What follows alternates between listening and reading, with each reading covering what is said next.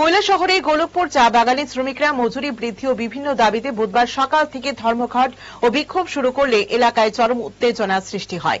ত্রিপুরা চা মজদুর সংঘের গোলকপুর ইউনিটের নেতৃত্বে 17 দফা দাবিতে আন্দোলনে সামিল হন শতাধিক শ্রমিক। দাবি আদায়ের লক্ষ্যে তারা প্রথমে সড়ক অবরোধ করে এবং পরে বাগানের অফিস ঘরের সামনে বিক্ষোভ দেখান।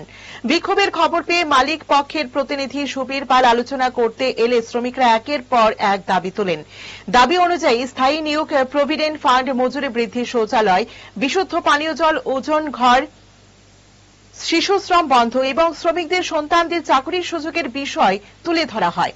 আলোচনার শেষে সুবীর পাল 1 মাসের মধ্যে দাবি বাস্তবায়নে আশ্বাস দিলে শ্রমিকরা আপাতত আন্দোলন স্থগিত রাখেন।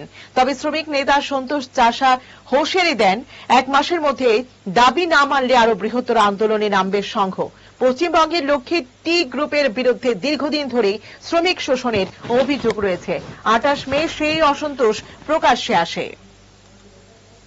বিগত 7 বছর ধরে আমাদের চা শ্রমিকদের পার্মানেন্ট করা হয়নি, অতি সত্বর পার্মানেন্ট করতে হবে।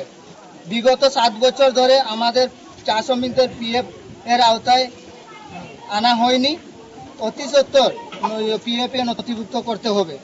চা শ্রমিকদের অনেকগুলি স্টাফদের পোস্ট খালি আছে।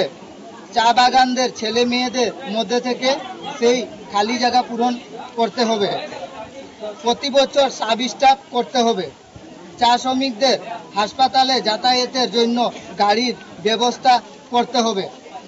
ওষুধের বিলগুলি দেওয়া হয় নাই, এগুলা বিল দিতে হবে শ্রমিকদেরকে। চা শ্রমিকদের শুদ্ধ পানীয় জলের ব্যবস্থা করতে হবে। কাঁচা কুয়ো মেরামত করতে হবে।